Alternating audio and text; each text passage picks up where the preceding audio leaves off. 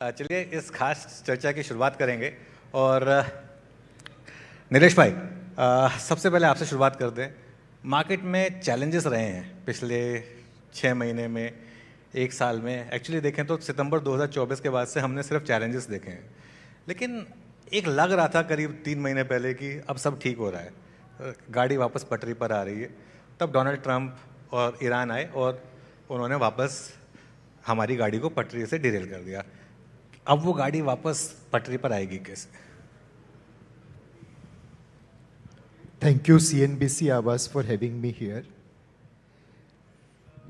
A good crisis is a crisis where you don't waste an opportunity to reform. और 91 में भी जब oil के दाम बढ़े थे तब हमारी इकोनॉमी क्राइसिस में आई थी, इससे भी बड़े घोर संकट में आई थी। और वहाँ पे जो लिबरलाइजेशन और रिफॉर्म्स के स्टेप्स लिए तो उसने एक नींव रख दी भारत की ग्रोथ की। ये क्राइसिस भी वही अपॉर्चुनिटी देता है। अगर हम यहाँ पे रिफॉर्म्स कर पाए तो मेरे हिसाब से विकसित भारत की नींव जो रखी गई है उसे हम और सुदृढ़ कर पाएंगे। एक सिंपल चीज है, भारत आज डेटा देके टोकन ले रहा है। यह तो ईस्ट इंडिया कंपनी पार्ट 2 जैसा हो गया। तो क्या हम टेक्नोलॉजी के मामले में आत्मनिर्भर हो सकते हैं जहां पे हम टोकन दे और लोगों का डेटा ले? इस प्रकार का कोई रिफॉर्म हुआ तब डेफिनेटली विकसित भारत की नींव और सुदृढ़ होगी। नरेश जी, आप कुछ कहना चाहेंगे इसमें, क्योंकि हमारा टॉपिक है विकसित भारत एट 2047। स्टॉक मार्केट के पॉइंट ऑफ व्यू से विकसित भारत की डेफिनेशन क्या होगी 2047 के हिसाब से, और क्या क्या हमको करने की ज़रूरत होगी? सो नीलेश भाई ने बताया। मैं यही कहूँगा कि सबसे पहले तो अनुज, आपको और CNBC आवाज़ के पूरे परिवार को बहुत बहुत बधाई इस इकोनॉमिक संवाद के लिए। और एक ऐसे समय में हो रहा है जहाँ पर आपने पिछले 12 वर्ष के बहुत सारे रिफॉर्म्स गिनाए, और अगर हम देखें तो शायद हो सकता है पूरा दिन आप उसकी चर्चा कर सकते हैं। हमने क्या नहीं किया है। टैक्सेशन के क्षेत्र में GST हो गया, कॉर्पोरेट टैक्स हो गया, इनकम टैक्स में रिफॉर्म्स हो गए। आप अगर सोशल सिक्योरिटी देखोगे तो आयुष्मान भारत से लेके कितनी सारी चीज़ें हो गई। फाइनेंशियल इंक्लूजन में इतना काम हो गया। बैंकिंग सेक्टर में IBC हो गया। रियल एस्टेट सेक्टर में रेरा हो गया। हम बहुत देर तक बात कर सकते हैं उसकी, लेकिन जैसा नीलेश भाई ने कहा, अभी हमें आगे देखना है। और आगे के लिए है कि जो नई तकनीक जो बदल रही है पूरे विश्व में, जो AI है, जो इनोवेशन है, उसमें और निवेश करना है। आपने पूछा पूंजी बाजारों के नज़रिए से, तो मैं कहूँगा जो सबसे बड़ा बदलाव हुआ है और वो हमें बहुत आगे सुदृढ़ बनाएगा, वो है घरेलू निवेशकों का पैसा आना। लोग निवेश क्यों नहीं कर रहे थे बाज़ारों में? क्योंकि बोलते थे बाज़ार बहुत वॉलेटाइल है। बाज़ार वॉलेटाइल क्यों थे? क्योंकि हम लोग डिपेंडेंट थे। जब फॉरेनर निवेश करेंगे तो बाज़ार ऊपर जाएगा, जब वो बेचेंगे तब नीचे जाएगा। जब इसकी अगर वॉलेटिलिटी कम हो गई तो वो भी ज़्यादा निवेश करेंगे और यहाँ के निवेशक भी और ज़्यादा निवेश करेंगे। जब ये इतना बड़ा सेविंग्स का पूल एक प्रोडक्टिव एसेट के अंदर आएगा, जब पूंजी बाजारों में आएगा, तभी एंटरप्रेन्योर्स को बल मिलेगा। आज बहुत लोग डिस्कस करें कि भारत में इनोवेशन नहीं है। देखो अमेरिका में ऐसा AI हो रहा है। क्यों हो रहा है? क्योंकि वो 50 साल से SIP कर रहे हैं। वहाँ 401 के 1980s से चल रहा है। 40-50 साल से जो एंटरप्रेन्योर्स को वहाँ पर पैसा मिल रहा है, जब यहाँ पर मिलने लग जाएगा तो आप वैसा ही इनोवेशन देखोगे। जिस तरह से पिछले कुछ वर्षों में, अब वैल्यूएशंस की बात कर सकते हैं, हमने भी किया था।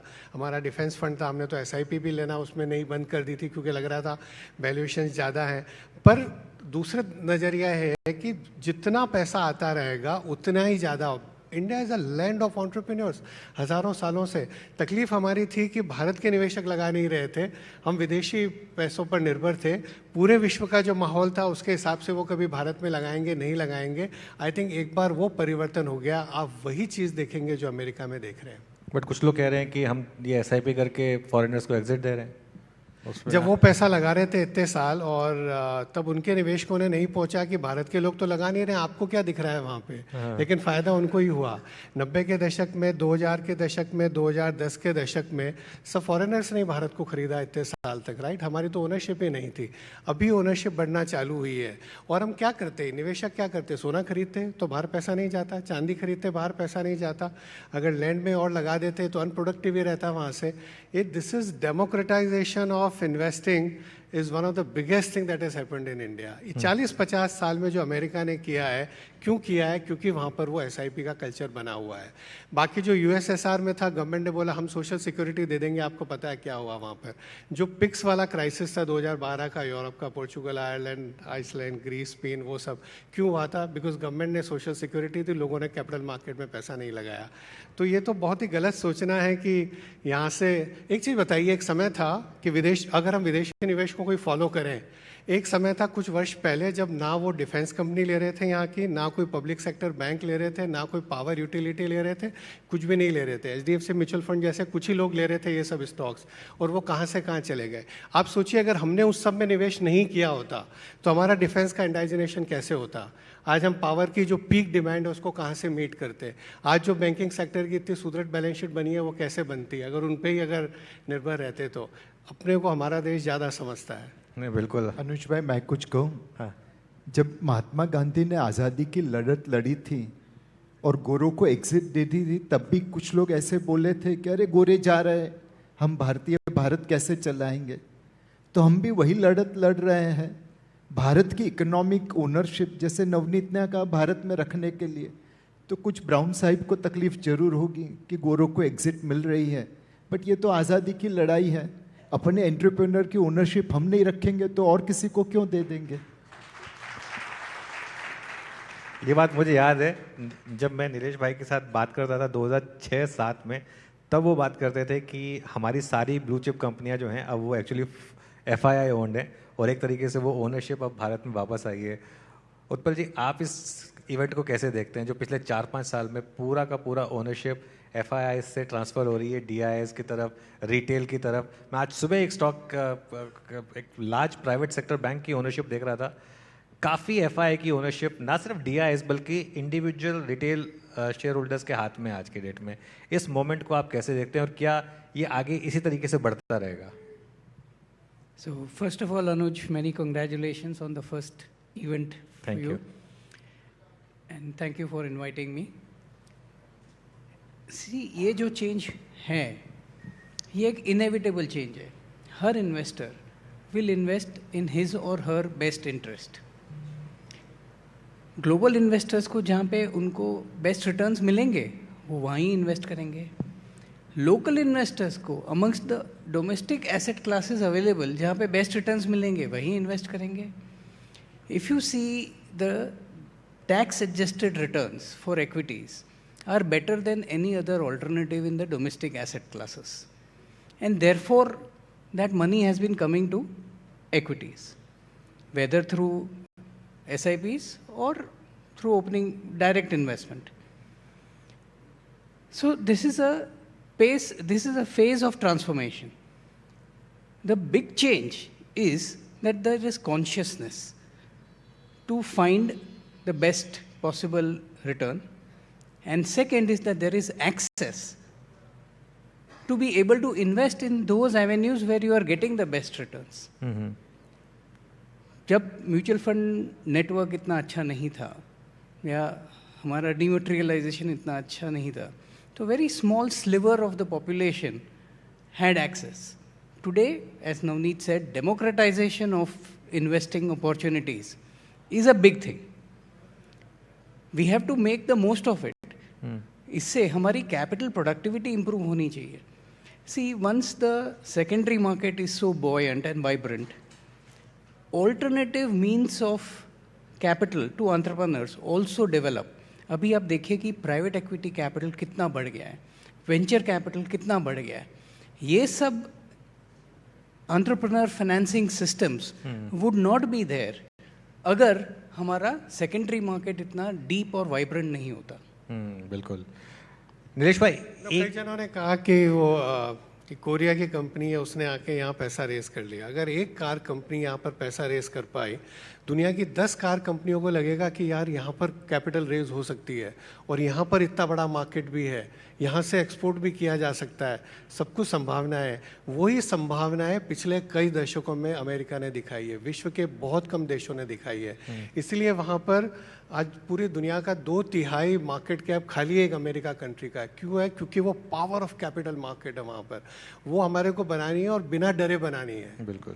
नहीं, नाम कोरियन है लेकिन वैसे वो मोर लेस अब तो हम इंडियन कार ही मानते हैं। वो अभी अगले कॉन्वर्सेशन में जुड़ेंगे हमारे साथ, Hyundai के एमडी और सीईओ हमारे साथ अगले कॉन्वर्सेशन में हिस्सा बनने वाले हैं। और एक जो प्राइवेट इक्विटी और वीसी वाली बहुत जरूरी है। हाँ। क्योंकि हमारे एंजल इन्वेस्टर को, हमारे एंटरप्रेन्योर्स को, आज आप आईआईटी मद्रास जाइए, आईआईटी बॉम्बे जाइए और आप देखेंगे कितने एंटरप्रेन्योर्स बन रहे हैं। क्यों बन रहे हैं? क्योंकि उनको कैपिटल मिलनी चालू हो गई। पहले कोई ऑप्शन ही नहीं था, उसको जॉब ही करना था।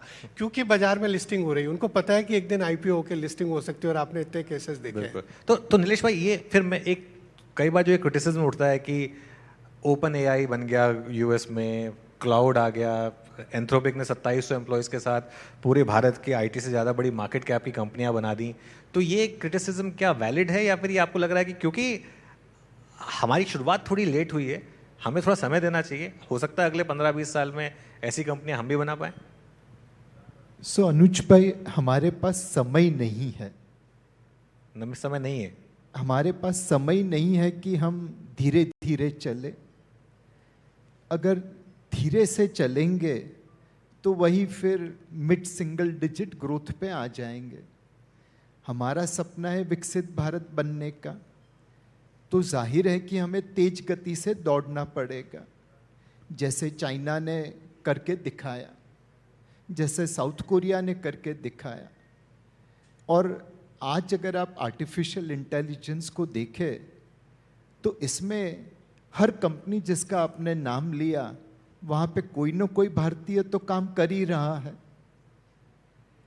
हमारी टैलेंट हमने बाहर जाने दी और उन टैलेंट को उस देशों ने बड़ी अच्छी तरह से सपोर्ट किया, एक्सेप्ट किया, और वहाँ पे उन्होंने एआई बना दी। हमारा फोकस ये होना चाहिए कि कैसे हम उस टैलेंट को यहीं पे रख सकें। 60, 70, 80, 90 के दशक में हमारी जो बेस्ट टैलेंट थी वो हमेशा बाहर निकल जाती थी, बिकॉज वहाँ पे अपॉर्चुनिटी थी। अब कुछ टैलेंट यहाँ पे रहने लगी है, बट हमें ऐसा माहौल करना है कि जो टैलेंट बाहर गई वो वापस आ जाए। सत्या नाडेला या सुंदर पिचाई, इनका नाम तो सबको मालूम है, लेकिन कितने लोगों को अग्निकुल कॉस्मोस के श्रीनाथ रविचंद्रन का नाम मालूम है? वह अमेरिका में नहीं रहा, भारत में आके उन्होंने एक स्पेस टेक की स्थापना करी। 10 साल में वह आज दुनिया की सबसे बड़ी 3D प्रिंटेड रॉकेट इंजन बनाता है। जो देश कभी फाइटर प्लेन का जेट इंजन नहीं बना पाया, वहाँ पे उन्होंने दुनिया की सबसे बड़ी 3D प्रिंटेड रॉकेट इंजन बना दी। दुनिया भर के रॉकेट के इंजन एक स्पेशल फ्यूल पे आसमान में जाते हैं। यह एविएशन टरबाइन फ्यूल पे चलाता है, मोबाइल लॉन्चिंग पॉड से लॉन्च करता है। तो हमें बहुत सारे श्रीनाथ रविचंद्रन चाहिए। सत्या नाडेला और सुंदर पिचाई से भी हम खुश रहे, लेकिन हमें एनकरेज करना है कि श्रीनाथ रविचंद्रन जैसे कई लोग अमेरिका से, यूरोप से, जर्मनी से इंडिया में आए, यहाँ पे टेक्नोलॉजी के मामले में काम करें और ग्रोथ की रफ्तार को जो मिड सिंगल डिजिट है उसे डबल डिजिट तक लेके जाएं। बिल्कुल, तो हर राज्य से श्रीनाथ रविचंद्रन निकले, यही उम्मीद करेंगे हम। नवनीत जी, अब आते हैं हम एक जो कोर कॉम्पिटेंस है इस रूम में, स्टॉक मार्केट को लेकर।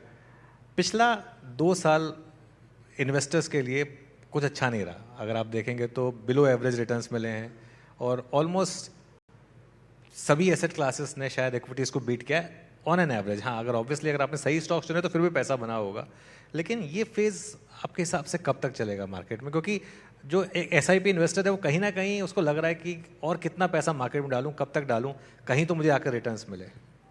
सो 2 काम कर सकते हैं। या तो हमारी जैसे HDFC फ्लेक्सी कैप फंड है, उसके 31 साल का इतिहास है, उसका 31 साल का इतिहास देख सकते हैं कि अगर उन्होंने SIP चालू रखी तो क्या हुआ। कई जने कहते हैं सर अब 30 साल तो पुराना हो गया, तो तो पिछला 3 या 5 साल भी देख लीजिए, पिछले 1.5 साल से बाजार नहीं चला है तो कह रहे हैं कि अरे बंद कर दें क्या, लेकिन आज भी नहीं चलने के बाद भी I was looking at returns Utpal भाई 3-5 साल अभी भी 15% के ऊपर है, ज़्यादातर फंड्स के 18% 20% के रिटर्न है।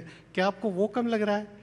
और ऐसा तो कभी होगा ही नहीं कि हर साल बाजार में ऐसा पॉजिटिव रिटर्न आएगा। 9वां या 10वां साल था ना, अपने साल के एंड में बात करी थी जब निफ्टी ने पॉजिटिव रिटर्न दिया। आई डोंट नो विश्व में कितने देश हैं जिन्होंने ऐसा रिटर्न दिया है। अब जब लोग बात करें कुछ ऐसे देशों की जिन्होंने बहुत ज़बरदस्त रिटर्न दिया है पिछले 1 साल में या 2 साल में, उनका 15-20 साल का इतिहास देखिए पहले, और 2 साल में अगर 2 कंपनियों ने अगर कोई मेमोरी चिप्स में बहुत अच्छा कर दिया है तो भारत को ऐसा निगेट मत करिए। तो मैं तो यही कहूँगा कि अगर आपको बाजार नीचे मिल गया तो आप SIP के लंबे समय के निवेशक हो तो अच्छा, आपको ज़्यादा यूनिट्स मिल रही है, बाद में जब वैल्यू बढ़ेगी तो उसकी ज़्यादा वैल्यू बढ़ेगी। और दूसरा प्राइवेट एक्विटी, नीलेश भाई ने एक एग्जांपल दिया कि क्या हो रहा है, तो हम देश के लिए क्या कर सकते हैं, मैं हमेशा ये सोचता हूँ। तो हमने वो एक private equity VC fund of fund चालू किया है जिससे हम प्राइवेट एक्विटी और VC फंड्स को देते हैं, और हमें लगता है कि वहाँ भी पूरा पैसा 90-95% पैसा, जैसी जो कंपनी नीलेश भाई ने बताई ज़्यादातर जो आ रही हैं वो पैसा बाहर से ही आ रहा है। अरे देश का पैसा क्यों नहीं लगना चाहिए, यहाँ के इंस्टीट्यूशंस का, यहाँ के इंश्योरेंस कंपनीज़ का, यहाँ के पेंशन फंड्स का, यहाँ के निवेशकों का, तो हम उसमें भी कर रहे हैं। मुझे लगता है कि इतनी बड़ी जो सेविंग्स पूल है, अगर उसको हमने प्रोडक्टिव एसेट्स में डाल दिया, एंटरप्रेन्योर्स को सपोर्ट किया, तो इंडिया 15-20 साल में पीछे नहीं रहेगा। उत्पल जी, एक सवाल ये है कि कोविड के बाद जितने भी निवेशक आए, देखिए हम जिन्होंने मार्केट के पिछली 3-4 साइकिल्स देखी हैं, हमें पता है कि मार्केट में ये सब चलता रहता है। मतलब 2007-8 का वो फेज़ भी था जब सेंसेक्स 50-60% करेक्ट हो गया था, उस हिसाब से तो हम बहुत ज़्यादा गिरे नहीं। लेकिन जो नया पैसा आया कोविड के बाद, उसने ये फेज़ नहीं देखा जिसमें मार्केट गिर भी सकता था, जेब से भी पैसा जा सकता था। उनको तो ये लगता था कि बस मार्केट में आए 10-15-20% तो आराम से आपका हक है, उससे ज़्यादा हो जाए तो अच्छी बात है। कई लोग तो ये मान के चलते थे कि ये कल्चर तक देखा था हमने कि लोगों ने EMI देना बंद कर दिया था, उस पैसे को ऑप्शंस में डाल के और उससे पैसा बना के उसके बाद अगले महीने दे देते थे EMI। तो वो सब जो एक एक्सपेक्टेशन सेट हो गई थी, क्या अब वो पूरी तरीके से कम हो चुकी है मार्केट में आपके हिसाब से? जो नया पैसा आया उसको कहीं ना कहीं अब ये लग रहा है कि नहीं, अब इस मार्केट में थोड़े से हमारे को एक्सपेक्टेशंस कम रखने चाहिए। अनुज, प्राइसेस की बात ना करके हम अगर प्रिंसिपल्स की बात करें तो देखिए, market, financial markets are the temples of capitalism. We should recognize the signals that the market is giving us. Even when the market prices are falling, they are essentially giving us a signal. It is for the wise people to read and understand those signals. Today, what is the signal that we must read? वहाँ पे Anthropic and open AI के इतने बड़े बड़े issues हो रहे हैं, वो बहुत अच्छी बात है. हमारे यहाँ पे नहीं है, ठीक है. इट्स अ क्वेश्चन ऑफ 5 उंगली तो बराबर नहीं हो सकती है. बिल्कुल. तो हमारा टाइम आएगा, जब आएगा तब आएगा. बट हमारी स्ट्रेंथ्स क्या है? हमारा पॉपुलेशन, हमारा कंजम्पशन, हमारी डोमेस्टिक मार्केट्स, ये हमारी स्ट्रेंथ है. हमारी वीकनेसेस भी हैं. हमारा मैन्युफैक्चरिंग कम है जितना होना चाहिए उससे. There are question marks on IT services, but हम खाली नेगेटिव्स नहीं देख सकते हैं. जितना IT सर्विसेज में क्वेश्चन मार्क है, उतना आप देखिए कि ग्लोबल कैपेबिलिटी सेंटर्स जो इंडिया में ग्रो कर रहे हैं, they are growing at a fabulous pace. So all in all, there is this process known as creative destruction, Joseph Schumpeter ka. Markets are signaling that there is a shift from the old to the new. It is not just technology. It is the old way of doing business to the new way of doing business. It is old go-to-market strategies and new go-to-market strategies, and so on. And the good part is that there is capital available to help that transition. हाँ, हमारे यहाँ पे $75 billion IPOs नहीं हो सकते, कोई बात नहीं, लेकिन दूसरी कंट्रीज से हमारे यहाँ पे काफ़ी ज़्यादा IPOs हो रहे हैं और रीजनेबली डिसेंट साइज्ड IPOs हो रहे हैं. हमको वो देखना है कि हमारे पास क्या है और उससे हम क्या बेस्ट कर सकते हैं. by no means is this a situation to be pessimistic. This is a situation to be selectively and cautiously optimistic. Okay चलिए एक काम करते हैं, एक थोड़ा सा ऑडियंस को इन्वॉल्व करना चाहूँगा. आप में से कितने लोग मार्केट में इन्वेस्टेड हैं? ऑलमोस्ट पूरा रूम. थोड़ा सही जवाब दीजिएगा, मतलब शर्माने की ज़रूरत नहीं है. कितने लोगों ने पिछले 6 से 1 महीने में लॉसेस देखे हैं? काफ़ी बड़ा नंबर है. और आप में से कितने लोग अभी भी मार्केट में बने हुए हैं, एवरेजिंग कर रहे हैं? नीलेश भाई, आप लोगों के ऊपर बहुत ज़्यादा जिम्मेदारी है. देखिए पूरा का पूरा रूम जो है वो कह रहा है कि ठीक है लॉस हुए हैं हमें, लेकिन हम और पैसा डाल रहे हैं मार्केट में, और ऐसे में रिस्पॉन्सिबिलिटी बनती है एज अ फंड मैनेजर. लेकिन आपको कॉन्फिडेंस भी मिला होगा इस तरीके के वोट से कि नहीं, हम पैसा डालने को तैयार हैं अभी भी मार्केट में. अनडाउटेबली अनुज भाई, लोगों को लगता है कि हम मनी मैनेजमेंट बिजनेस में है. एक्चुअली हम लोगों का विश्वास मैनेज करते हैं. तो ये दायित्व तेजी की मार्केट में भी उतना ही है जितना मंदी की मार्केट में है. और हमने हमेशा लोगों को यही कहा कि आप अपने असेट एलोकेशन के धर्म का पालन करिए. और जैसे उत्पल भाई ने कहा, यह मार्केट ऐसी मार्केट है जहाँ पे काफ़ी मैक्रो न्यूज़ खराब है, वॉलेटाइल है, बट अच्छे दाम और अच्छे न्यूज़ दोनों एक साथ तो नहीं आते. खराब समय में ही आपको अच्छे दाम मिलेंगे. So this is time to be cautiously optimistic, but आपको रिटर्न की एक्सपेक्टेशन मॉडरेट करनी पड़ेगी. आज भी हम फेयर वैल्यू मार्केट हैं. कोविड की तरह सस्ती मार्केट नहीं है कि यहाँ से अनाप शनाप रिटर्न आ जाए. यह फेयर वैल्यू मार्केट है. लंबी अवधि के लिए निवेश करना पड़ेगा. ट्रंप साहब जो वॉलेटिलिटी देंगे उसको सहन भी करना पड़ेगा, और रिटर्न की एक्सपेक्टेशन मॉडरेट करके निवेश करना पड़ेगा. बिल्कुल. वो कहते हैं ना, भाव और भावना दोनों आपको साथ में नहीं मिलेंगे. एक आज अच्छा होगा तो दूसरा खराब होगा. इस समय भाव अच्छे हैं क्योंकि सेंटीमेंट खराब है. तो नवनीत जी, इस समय इन्वेस्टिंग थीम्स कहाँ इन्वेस्ट करें? मैन्युफैक्चरिंग में इन्वेस्ट करें, सर्विसेज में इन्वेस्ट करें? ऑब्वियसली पोर्टफोलियो अप्रोच तो होती है, लेकिन बड़ी थीम्स क्या हैं? नहीं, all of the I think Utpal ने अच्छी बात करी कि हर एक देश को देखना है. अगर 4 यूएस में एआई कंपनियां हैं या 4 वो मेमोरी बनाने वाली, चिप्स बनाने वाली कंपनियां वैसे ही होनी चाहिए. 140 करोड़ के देश में कई तरह की दूसरी अपॉर्चुनिटीज़ हैं. पूरा आईटी सर्विसेज इतना बड़ा खड़ा हुआ, क्रिएटिव डिस्ट्रक्शन है, मे बी उसमें से कुछ हैं जो वापस एआई में निवेश करके अपने को रूपांतरित कर पाएगी और वापस बड़ी बनेगी. कुछ है वो नहीं रहेगी. 90 के दशक में भी बहुत सारी आईटी कंपनीज थी जो आज नहीं है. कुछ ही बची हैं जो इतनी बड़ी बनी है. वैसा वापस होगा. सिमिलरली कंजम्पशन में हम इतने छोटे बेस से चालू करें. $2500 पर कैपिटा जीडीपी 140 करोड़ के देश में, 29-30 साल की मीडियन एज है, तो वहाँ से तो वो बढ़ना ही है धीरे धीरे. तो उसमें बहुत सारे मौके होंगे. अब हमारी इंडस्ट्री का देखिए, हमारे एचडीएफसी में म्यूचुअल फंड में 70 लाख निवेशक थे 3 साल पहले. अनुज, 70 लाख. आज 1 करोड़ 70 लाख है. 1 करोड़ नए निवेशक और हो गए. और आपने जो नीलेश भाई से प्रश्न पूछा कि आप पे बड़ी रेस्पॉन्सिबिलिटी है, तो हमारा उत्तरदायित्व तो दोनों के प्रति है. वो जो 6 करोड़ निवेशक इंडस्ट्री में आ गए उनके प्रति तो बहुत है, बिकॉज उनको जितना हम अच्छा कर सके उनके लिए. पर 140 करोड़ निवेशक अभी आए नहीं हैं, उनके लिए भी बड़ा उत्तरदायित्व है कि उनको भी कैसे प्रोत्साहित करें कि वो आएँ. तो पूंजी बाजार में कितनी पोटेंशियल है. सिमिलरली आपने मैन्युफैक्चरिंग की बात करी. पहले जो नीलेश भाई ने भी बोला कि हमको जिस तरह से इनोवेशन में निवेश करना चाहिए था उतना शायद नहीं किया है, लेकिन अब करेंगे. क्योंकि पिछले वर्षों में जो चीज़ें हुई है, मुझे ऐसा लगता है कि 4 या 5, और ऐसे मैंने एक्रोनिम बना दिया ताकि मुझे याद रहे, सी पर देश को काम करना है. मुझे लगता है हर एंटरप्रेन्योर को सोचना चाहिए. आप भी, बाकी लोग जो आ रहे हैं पूरे दिन संवाद में, सबसे पहला है क्रूड ऑयल एंड गैस. हम उस पर अपनी डिपेंडेंस कैसे कम करें. सेकंड है चिप्स एंड सेमीकंडक्टर्स. जो आज क्रूड ऑयल में हो रहा है वो कभी चिप्स में भी हो सकता है, और कहीं अगर जियोपॉलिटिकल क्राइसिस हो गया. थर्ड है critical minerals, chemicals and fertilizers. हम अपनी निर्भरता देश पर कैसे बनाएं. चौथा है कंपोनेंट्स. कितने कंपोनेंट्स हैं, चाहे डिफेंस के हैं, इलेक्ट्रॉनिक्स के हैं, ऑटो कंपोनेंट्स हैं, जो बाहर से आ रहे हैं. धीरे धीरे हम कम नहीं कर सकते. पांचवा कैपिटल. कैपिटल हमें बहुत चाहिए, डेफिनेटली बाहर की भी चाहिए. मैं नहीं कह रहा हूँ कि आत्मनिर्भर हो जाएंगे और देश की SIP इक्विटी से सब कुछ हो जाएगा, नहीं होगा, हमें बाहर की भी कैपिटल चाहिए, लेकिन देश से हम और कितना बढ़ा सकते हैं ताकि वॉलेटिलिटी कम हो सके।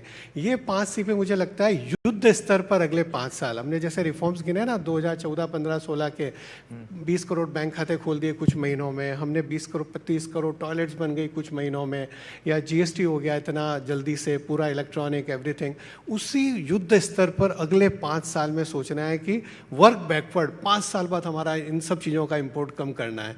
एंड जैसा नीलेश भाई ने कहा, we need that sense of urgency. और मुझे लगता है कि जब भी चुनौतियाँ आई है तभी हमने नई ऊंचाई छुई है। तो आपने जो बोला नई ऊंचाइयाँ या नई चुनौतियाँ, नई ऊंचाइयाँ और नई चुनौतियाँ, जब चुनौती आई है तभी हमने नई ऊंचाई भी छुई है। जो आपने सेक्टर्स की बात की वो सब आज यहाँ पर डिस्कस होने वाले हैं भारत इकोनॉमिक संवाद में, सभी पर बातचीत होगी। कुछ ही देर में अनिल अग्रवाल भी होंगे हमारे साथ, उनसे बात करेंगे कि भारत की माइनिंग सिक्योरिटी को लेकर और क्रिटिकल मिनरल्स और ये जो इसको लेकर हम कैसे इंडिपेंडेंट बन सकते हैं, उस पर भी बातचीत होगी।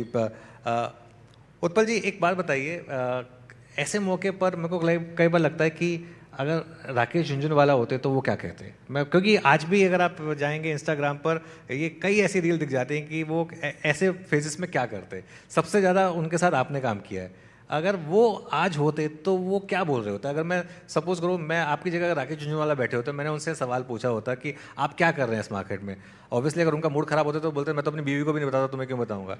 लेकिन अगर वो अच्छे मूड में होते तो क्या बोलते वो? राकेश जी का एक कोट है, वो बहुत रेलेवेंट है यहाँ पे। योर पेशेंस में be tested but your conviction will be rewarded. बहुत शानदार। And the conviction that he had in India, I don't think any financial investor will ever have. So he was permanently bullish, he was always believing in India. In this environment, he would be, this is perfect environment for him. This is the kind of environment that he would find opportunities in. See, he was a value conscious investor as well. A few months earlier, I think it was difficult to find value. But now we are seeing emergence of value. Nilesh bhai ने कहा कि market is at fair value level. So ऐसा नहीं है कि market is at deep value like it was in COVID. लेकिन there are segments of the market where the correction is much greater. The median correction is far greater than what the indices suggest. So therefore, this is the time that he would be out hunting. कितना लोगों का आपने राकेश जी का पूछा, मेरे से कोई पूछा, मैं एक लाइन कहूंगा, don't fight against the might of 1.4 billion people. Anybody who is negative on India, of course हमको बहुत कुछ चीजें करनी चाहिए थी और करनी चाहिए, जैसा नीलेश भाई ने भी कहा। बट एक ध्यान रखना, मतलब 140 लोगों की ऊर्जा के सामने मत खड़े होइए, अच्छा ही होगा। नहीं, मुझे भी एक बार डांट दिया था उन्होंने, मुझे याद है, तो मुझे अच्छे से याद है। अच्छा, कितने लोगों का पोर्टफोलियो यहाँ 10 से 20% नीचे है टॉप से, और 10 से 20 और 20% से ज़्यादा वाले कितने? एक ही, दो ही मुझे कैंडिड इंसान नज़र आ रहे हैं इस रूम में। इसका मतलब होगा तो कई लोगों का नीचे, लेकिन हाथ खड़ा करने में लग रहा है कि मैं क्यों हाथ खड़ा करूं, है ना। अच्छा, कितने लोगों के पोर्टफोलियो हाई के करीब है वैसे? अरे वाह, शानदार, पीछे 2-3 हाथ खड़े हुए हैं, तो चलिए ठीक है। स्टॉक पिकर्स हैं हमारे यहाँ काफ़ी अच्छे वैसे, शानदार इस मार्केट में भी। नीलेश भाई, नया पैसा कहाँ लगाएं इस समय, क्या अच्छी थीम्स हैं? पहला तो आपको आपका असेट एलोकेशन फॉलो करना है, बट 4 इंस्ट्रूमेंट लोगों के पोर्टफोलियो में उतने नहीं हैं जितने होने चाहिए। पहला SIF, special investment fund, SEBI ने इसकी परमिशन कुछ समय पहले ही दी है। आज तक हमने लॉन्ग ओनली फंड मैनेज किए, मार्केट ऊपर तो हमारे फंड ऊपर, मार्केट नीचे तो हमारे फंड नीचे। बट अब सेबी हमें लॉन्ग शॉट और लिवरेज दोनों का इस्तेमाल करने को दे रहा है। SIF फंड की रिटर्न और वॉलेटिलिटी इक्विटी फंड से अलग होगी। दूसरा, परफॉर्मिंग क्रेडिट AIF, आज की तारीख में प्रमोटर को पैसों की ज़रूरत है, PE को एग्जिट देना है, अपनी कंपनी में स्टेक बढ़ाना है, फैमिली सेटलमेंट करना है, तो उसे कोई बैंक, कोई म्यूचुअल फंड, कोई इंश्योरेंस कंपनी, कोई पेंशन फंड पैसा नहीं दे सकता। उसे परफॉर्मिंग क्रेडिट AIF मार्केट में जाना पड़ता है। बोरोवर ज़्यादा है, लेंडर्स कम है, सिक्योरिटी ठीक ठाक मिलती है, तो परफॉर्मिंग क्रेडिट AIF को भी आप नज़र में रख सकते हैं। यह फंड क्लोज एंडेड रहेगा, मिनिमम निवेश 1 करोड़ का रहेगा, तो ये HNI का प्रोडक्ट है। तीसरा रीट इनविट है। हम लोग सब रियल एस्टेट इन्वेस्टमेंट करते हैं, पोर्टफोलियो में रियल एस्टेट इन्वेस्टमेंट रहता है। रीट इनविट भी एक अलग तरीके का रियल एस्टेट इन्वेस्टमेंट है। अभी आज ही पेपर में पढ़ा, रीट जो लिस्टेड है 5, उन्होंने इस साल 8,000 करोड़ का डिस्ट्रीब्यूशन किया।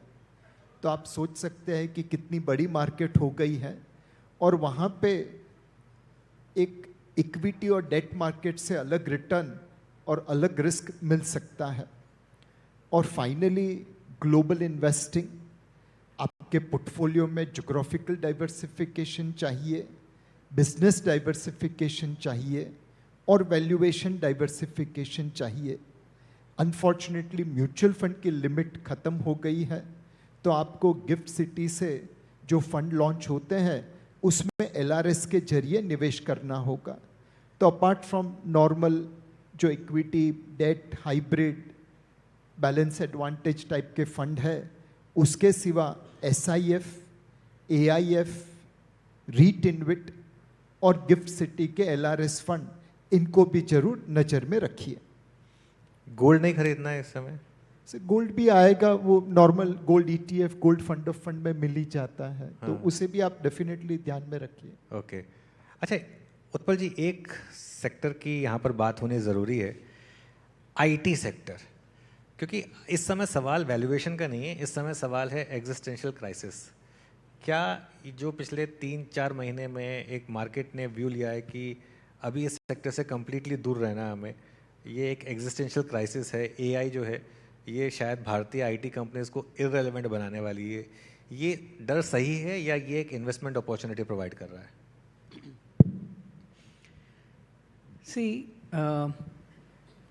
हम IT सर्विसेज की बात को थोड़ा वाइडर कैनवस पे देखते हैं। बिल्कुल, कि world wide today disruption is the greatest that it has ever been. Second is, in Indian markets, there is a dislocation. Whether it is IT services, whether it is banks, the valuations are close to the lowest that we have seen in a long, long time. So I will call this as dislocation. It is very rare to get disruption and dislocation together. The third component is that simultaneously you also have what we call as access to disruptors. Meaning there is a whole new genre of companies and entrepreneurs and business models to which the public market did not have access to earlier. जैसे कि Lenskart है या urban company है, etcetera, I mean Zomato, Blinkit, these are business जो AI को use कर रही हैं बेसिकली, टेक्नोलॉजी को यूज कर रहे हैं। Okay. Let's put it that way. Okay, So we have access to disruptors. ये 3 चीजें एक साथ हो रही है, और उसके साथ एक चौथी चीज हो रही है, which is a deglobalization.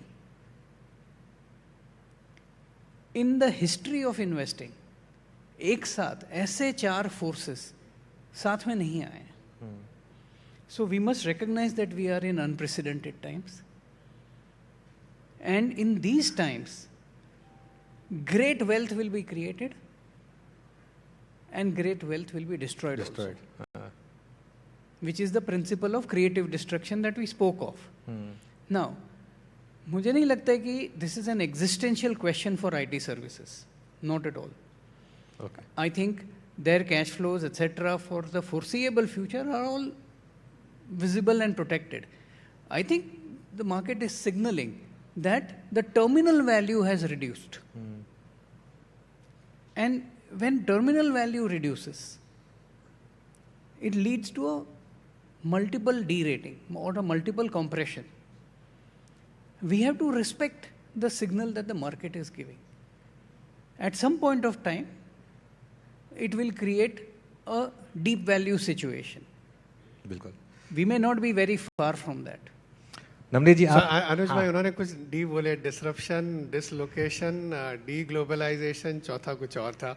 अब मैं बोलता हूँ 5-6 डी हमारे देश के: democracy, demographics, demand, digitalisation, D leverage balance sheet, और 5 से भी सबसे बड़ा है डिटर्मिनेशन। बिल्कुल, डिटर्मिनेशन की तो खैर इस देश में कमी नहीं है, ये तो मानना हमारे होगा। यहाँ जब मैं नीलेश भाई बात करते रहे, जब तक चुनौती नहीं आती है ना, तब तक थोड़ा सा हम सो जाते हैं, जगते नहीं। अभी इतनी चुनौतियां आई है ना पिछले कुछ वर्षों में, इसलिए अब हम बहुत जोर से जगेंगे। हाँ, वही है, जब तक मेरा एग्ज़ाम अगले दिन नहीं होता था तब तक पढ़ते नहीं थे कि अच्छा कल एग्ज़ाम है, पढ़ना पड़ेगा। अच्छा, तो आप फंड्स में क्या कर रहे हैं? ये जो लार्ज कैप आईटी है, अभी बाकी फील्ड्स को छोड़ देते हैं, बाय कर रहे हैं या सेल कर रहे हैं?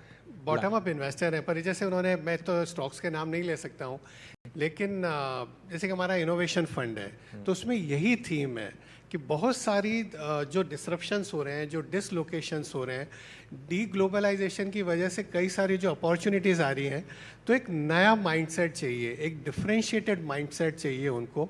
मैं कई बार कहता हूँ कि साइज एंड स्टेबिलिटी थी जो आपको लगता था कि यार यही शेयर लेना चाहिए क्योंकि यहाँ पर साइज है, स्टेबिलिटी है।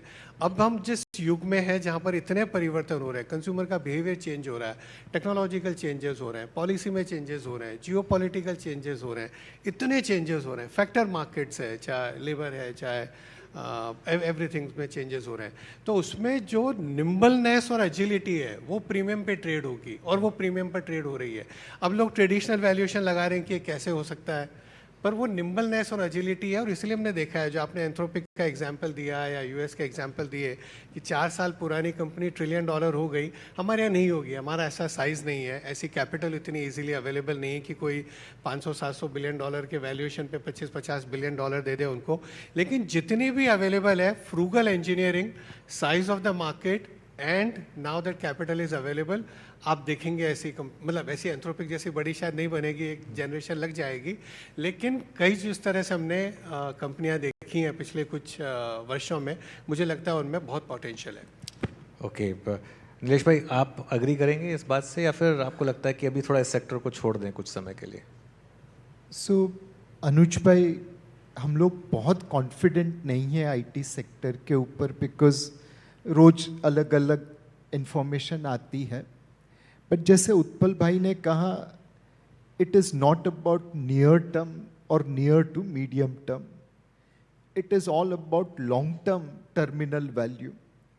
एंड इस वक्त हम ये सोच के चल रहे हैं कि कुछ कंपनी विनर होगी, कुछ कंपनी लूजर्स होगी।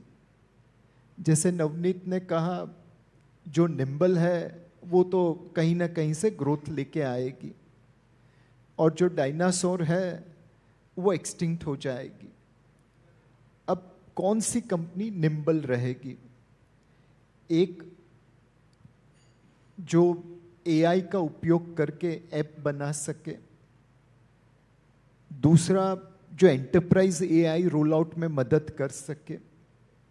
आज दुनिया की हर कंपनी को एआई को लेवरेज करना है, बट उसके लिए पहले डेटा चाहिए जो बिखरा पड़ा है, फिर उस डेटा पे एलएलएम अप्लाई करके आपको जो आउटपुट मिले उसकी एक्सेस बनानी है, फिर उस एक्सेस और रिजल्ट को सिक्योर करना है, नहीं तो आपका कॉम्पिटिटर उस डेटा को यूज़ करेगा, और फिर नया एलएलएम आए, इम्प्रूवमेंट आए तो वापस उसे इम्प्लीमेंट करना पड़ेगा।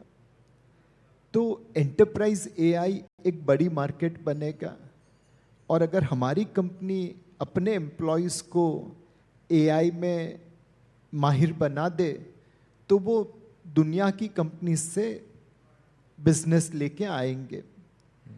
तो इस वक्त हम ये सोच के निवेश कर रहे हैं कि उस आईटी कंपनी में निवेश करें जहाँ पे आपको पॉसिबिलिटी ज़्यादा लगती है कि ये एआई को लिवरेज करके अपनी बिजनेस ग्रोथ, इंडस्ट्री ग्रोथ से ज़्यादा बढ़ा पाएंगे। ऑब्वियसली जैसे उत्पल भाई ने कहा, ये ग्रेटेस्ट वेल्थ क्रिएशन अपॉर्चुनिटी है और ग्रेटेस्ट वेल्थ डिस्ट्रक्शन रिस्क भी है। कंज्यूमर में भी 1 मिनट लेता हूँ खाली अनुज, दैट मेरे को लग रहा है अगर कंज्यूमर्स को देखोगे ना आज के, तो 3 चीज़ों पर पैसा खर्च हो रहा है और वहीं ज़्यादा खर्च होगा। सबसे पहला है केयरिंग।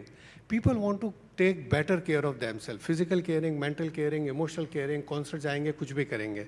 सेकंड है कन्वीनियंस, उनको कन्वीनियंस चाहिए, 10 मिनट में डिलीवरी चाहिए, 1 मिनट में म्यूचुअल फंड का ट्रांजैक्शन हो जाना चाहिए कोई भी चीज़ में। और तीसरा है कंपाउंडिंग, वो चाहते हैं कि मेरा पैसा मेरे लिए ज़्यादा काम करे जो इतना पहले कर रहा था। ये 3 इतने पावरफुल है और ये जो कंपनी समझ जाएगी इस चीज़ को कि लोगों को अपनी केयरिंग पे खर्च करना है, लोगों को कन्वीनियंस पे खर्च करना है, लोगों को कंपाउंडिंग पे निवेश करना है, वो कंपनियां बहुत अच्छा करेगी। और 140 करोड़ के देश में बहुत सारी अपॉर्चुनिटीज़ हैं। अच्छा, एक आखिरी टॉपिक जो डिस्कस करना रह ही गया, कच्चा तेल, अब क्रूड लगातार 100 के ऊपर, और पिछले 1 हफ्ते में हमने 7 रुपए की प्राइस हाइक देखी है और अभी शायद इतनी प्राइस हाइक और देखनी पड़े। इन्फ्लेशन कितना बड़ा रिस्क बन रहा है मार्केट के लिए, और ये उत्पल जी यहाँ से क्या हमारे लिए बड़ा रिस्क बनेगा, या फिर ये सिर्फ ट्रांजिटरी है, जैसे ये लड़ाई खत्म होगी ये सब वापस नॉर्मल हो जाएगा? देखिए, one of the views will be कि ये ट्रांजिएंट इन्फ्लेशन है, but I think given the global uncertainties, even if there is a US-Iran deal, the new normal for oil prices is not going to be the 60s. 60 नहीं होगा, हाँ. It is going to be 80s to my mind. Now, the question is, if it is the new normal, then we have to adapt to the new normal. Rakesh ji used to say, it is like the weather, whether you like it or not, it is what it is. Yes. So, it is what it is. We have to deal with that as a country. And if it leads to inflation, we'll have to adjust to that.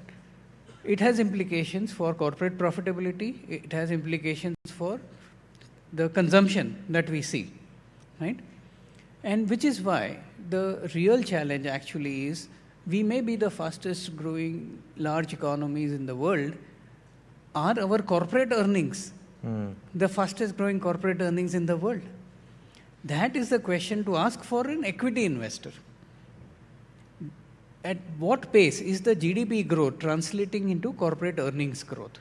And there I feel that after all the boosts that corporate earnings received, either with the corporate tax cut in 19, if I'm not mistaken, and the benefit of the GST implementation, we are not delivering, our corporate sector is not able to deliver corporate earnings growth, which can sustain the valuations that there are there. This may be part of a structural change.